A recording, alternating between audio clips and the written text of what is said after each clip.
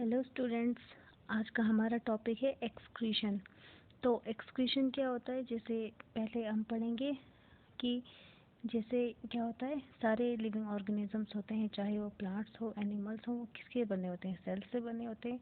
और आपको पता है कि सारे सेल्स जो होते हैं वो क्या करते हैं, साथ में काम करते हैं ताकि हम अपनी लाइफ को सस्टेन कर सकें। ठीक है, हर कोई ऑर्गेनिज्म जो है एक लाइफ को सस्टेन कर सके।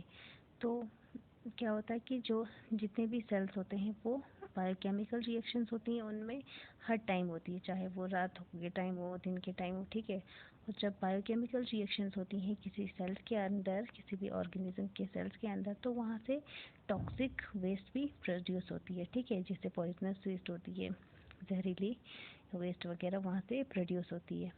तो अगर वो टॉक्सिक वेस्ट या पॉइजनस वेस्ट हमारी बॉडी के अंदर, किसी भी प्लांट या एनिमल के बॉडी के अंदर एक्यूमुलेट हो जाए, जमा हो जाए, तो क्या होता है, वो बॉडी के लिए हार्मफुल साबित होती है। ठीक है, इसलिए वो जो टॉक्सिक वेस्ट है उनको बॉडी से बाहर रिमूव करना ज़रूरी होता है। तो उस प्रोसेस को, the process of removal of toxic waste from the body of an organism is called excretion. तो उसको, उस प्रोसेस को जिसमें हम टॉक्सिक वेस्ट वगैरह को कहाँ से, बॉडी से, एक ऑर्गेनिज्म की बॉडी से रिमूव कर देते हैं, उस प्रोसेस को एक्सक्रीशन कहते हैं। ठीक है, तो एक्सक्रीशन जो होता है वो प्लांट्स में भी होता है और एनिमल्स में भी होता है। ठीक है, तो प्लांट्स की बात करें तो एनिमल्स के कंपैरिजन में जो प्लांट्स होते हैं वो कम वेस्ट प्रोडक्ट्स अपनी लाइफ में प्रोड्यूस करते हैं। ठीक है, एनिमल्स के कंपैरिजन में कम निकलता है और स्लोली प्रोसेस होता है, वो स्लो प्रोसेस होता है और वेरी स्मॉल अमाउंट में वेस्ट प्रोडक्ट्स निकलते हैं। ठीक है, तो जैसे एनिमल्स में कोई स्पेशल ऑर्गन्स होती हैं एक्सक्रीशन के लिए, तो प्लांट्स में कोई स्पेशल ऑर्गन तो होती नहीं है। तो बात करते हैं जो प्लांट्स होते हैं उनमें वेस्ट प्रोडक्ट्स किस किस फॉर्म में होती हैं। एक तो carbon dioxide as a waste product निकलता है, या तो वाटर वेपर या ऑक्सीजन। तो आपको पता है कि कार्बन डाइऑक्साइड कब निकलता है? कार्बन डाइऑक्साइड जैसे रेस्पिरेशन के टाइम पे, प्लांट्स में भी रेस्पिरेशन होती है, सिंपलर फूड, जो कॉम्प्लेक्स फूड जो है वो सिंपलर फूड में ब्रेक डाउन होती है। ठीक है, तो उस टाइम पे, रात के टाइम पे रेस्पिरेशन होती है। ऐसे तो दिन के टाइम पे भी होती है, लेकिन दिन के टाइम पे जो कार्बन डाइऑक्साइड बाहर निकलता है वो फोटोसिंथेसिस में फिर से दोबारा यूज अप हो जाता है, लेकिन रात के टाइम पे जो कार्बन डाइऑक्साइड निकलता है वो एज ए वेस्ट प्रोडक्ट बाहर निकल जाता है। और वाटर वेपर भी निकलता है उस टाइम पे। और ऑक्सीजन जो होता है वो किस टाइम पे निकलता है? आपको पता है, फोटोसिंथेसिस। और फोटोसिंथेसिस कब होता है? फोटोसिंथेसिस ओनली डे टाइम में होता है, सनलाइट के प्रेजेंस में होता है। तो वाटर वेपर रात के टाइम पे भी निकलता है और दिन के टाइम में भी निकलता है। तो गैसियस वेस्ट जितने भी हैं, कार्बन डाइऑक्साइड और ऑक्सीजन हैं, गैस हैं दोनों, वो कहाँ से? थ्रू स्टोमेटा बाहर आते हैं। जैसे stomata are the small pores present on the leaf surface. तो स्टोमेटा के थ्रू गैसियस वेस्ट जो है वो बाहर आते हैं। ठीक है, और जितने भी सॉलिड या लिक्विड वेस्ट हैं वो कैसे बाहर आते हैं प्लांट्स में? जब लीव शेड होते हैं, पतझड़ के मौसम में जब पत्ते झड़ जाते हैं, या पीलिंग ऑफ बार्क जब छिलके वगैरह उतर जाते हैं, या फेलिंग ऑफ फ्रूट्स जब फ्रूट्स गिर जाते हैं पेड़ों से, तो उस टाइम पे क्या होता है कि सॉलिड या लिक्विड वेस्ट उनमें से बाहर निकल जाता है, या in the form of gums and resins. आपको पता है किसी किसी प्लांट में, ट्रीज में आपने देखा होगा कि क्या होता है, वहाँ पे घून जैसे कुछ वहाँ से लिक्विड फॉर्म में रेजिन्स, गम्स निकलते हैं, घून जैसे नहीं निकलते हैं, तो वो उनके वेस्ट होते हैं। या क्या होता है, some waste substances in the soil around him. या तो कोई कोई प्लांट्स होते हैं जो अपने अराउंड मिट्टी में, सॉइल में वेस्ट को प्रोड्यूस करते रहते हैं। ठीक है, ये था एक्सक्रीशन इन प्लांट्स। अब जो एक्सक्रीशन इन एनिमल्स होता है वो मोर कॉम्प्लेक्स होता है एज कम्पेयर टू प्लांट्स। और एनिमल्स में कोई स्पेशल ऑर्गन्स होते हैं, डिफरेंट टाइप्स ऑफ ऑर्गेनिजम्स या डिफरेंट टाइप्स ऑफ एनिमल्स में डिफरेंट टाइप्स ऑफ ऑर्गन्स होते हैं, स्पेशलाइज्ड होते हैं, जो एक्सक्रीशन में हेल्पफुल होती हैं। फॉर एग्जांपल, पहले हम सिंपल सेल्ड अमोबा की बात करें, अमोबा की बात करें, जो एक यूनिसेलुलर या सिंगल सेल्ड ऑर्गेनिज्म है, या और कोई भी पैरामीशियम वगैरह है, सिंगल सेल्ड एनिमल्स, उनमें क्या होता है, कार्बन डाइऑक्साइड रिमूव होता है, वो बाय डिफ्यूजन होता है उनके सेल मेम्ब्रेन से। उनकी पूरी बॉडी एक ही सेल से बनी होती है, तो जो सेल मेम्ब्रेन होती है वो उसके सरफेस से by the process of diffusion gas निकल जाता है।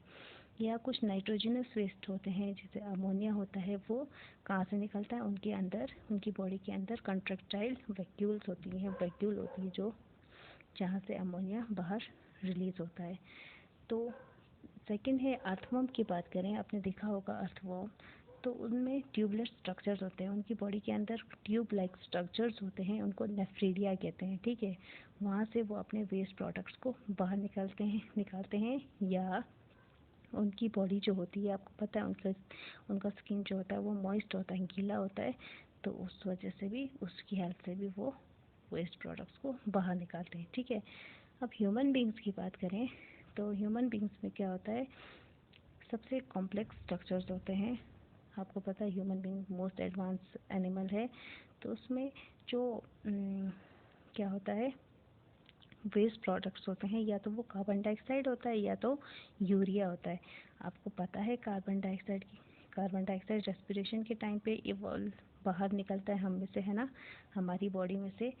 तो वो कहाँ से निकलता है, लंग्स से। आपने पढ़ा था रेस्पिरेटरी सिस्टम में कि उनमें क्या होते हैं, वो एयर सैक्स वगैरह होते हैं, उनमें जब ऑक्सीजन अंदर जाता है तो फिर कार्बन डाइऑक्साइड निकल जाता है बाहर दोबारा, तो वो नेज़ल ट्यूब से बाहर निकलते हुए नॉस्ट्रिल से बाहर निकल जाता है हमारे नाक से, ठीक है।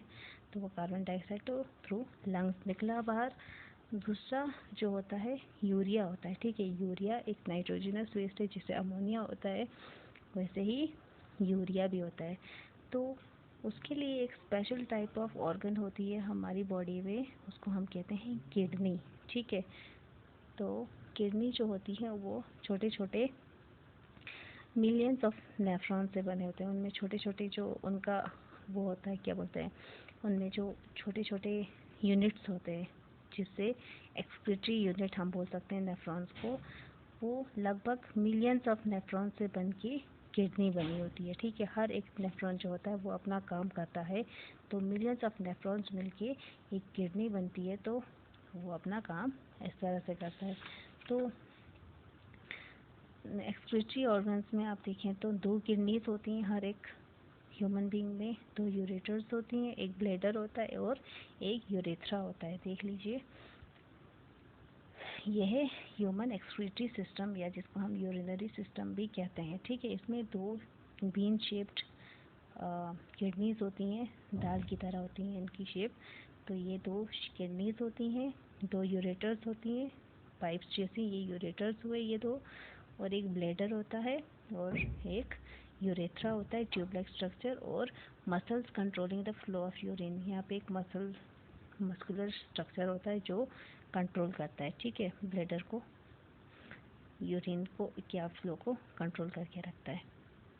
जैसे देखिए, ये जो ब्लैक कलर का बताया, ये है रीनल आर्टरी, या जिसको किडनी आर्टरी भी बोलते हैं। ये है वाइट कलर वाला रीनल वेन, या जिसको किडनी वेन भी बोलते हैं, ठीक है। जब हमारी क्या होता है, हमारी बॉडी के ऑर्गन्स में से जब कौन सा ब्लड आता है, वो ब्लड आता है जिसमें यूरिया प्रेजेंट हो, या जिसमें क्या है, वेस्ट वगैरह प्रेजेंट हो। वो ब्लड कहाँ से आता है, किडनी में एंटर करता है, वो थ्रू रीनल आर्टरी, तो वो आ गया किडनी में, ठीक है। वो किडनी में आ गया, जैसे तो किडनी में आने के बाद आपको पता है किडनी में क्या होते हैं, नेफ्रॉन्स होते हैं, और वो जो नेफ्रॉन्स होते हैं वो क्या करते हैं, नेफ्रॉन्स उनमें कुछ स्ट्रक्चर्स होती हैं, वो फिल्टर का, एज ए फिल्टर का काम करती हैं, ठीक है। ये जो गंदा खून है इसमें, जिसमें यूरिया वगैरह है, उसको ये दोनों किडनीज फिल्टर करती हैं, और फिल्टर करने के बाद जो जो वेस्ट वाला है, क्या बोलते हैं उसको, फिल्टर होने के बाद जो साफ़ वाला ब्लड होता है वो थ्रू रीनल वेन दोबारा बॉडी के अलग अलग ऑर्गन्स में वापस चला जाता है।